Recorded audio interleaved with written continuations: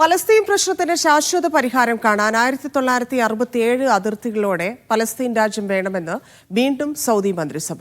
വെടിനിർത്തലിലേക്ക് നയിച്ച ഷറം അൽ ഷെയ്ഖ് സമ്മേളനത്തിന്റെ പ്രഖ്യാപനത്തെ സൗദി മന്ത്രിസഭ സ്വാഗതം ചെയ്തു. ഗസയിലേക്കുള്ള സഹായം സൗദി അറേബ്യ വർദ്ധിപ്പിച്ചതിന് പിന്നാലെ വിവിധ വസ്തുക്കളുമായി 68ാമത്തെ വിമാനവും ഈജിപ്തിലെത്തി. സൽമാൻ രാജാവിന്റെ അധ്യക്ഷതയിൽ ഇന്ന് ചേർന്ന മന്ത്രിസഭാ യോഗമാണ് വീണ്ടും ഫലസ്തീൻ രാഷ്ട്രം വേണമെന്ന ആവശ്യം ഉന്നയിച്ചത്. ഇതു പിറക്കാതെ ഫലസ്തീൻ ഇസ്രായേൽ വിഷയത്തിൽ ശാശ്വത പരിഹാരമുണ്ടാകില്ല.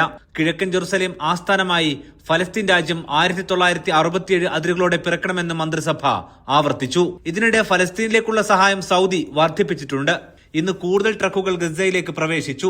തെക്കൻ ഗസയിൽ ഒരുക്കിയ സൽമാൻ രാജാവിന്റെ പേരുള്ള റിലീഫ് കേന്ദ്രം ഭക്ഷ്യവസ്തുക്കൾ കൈമാറുന്നത് തുടരുകയാണ്.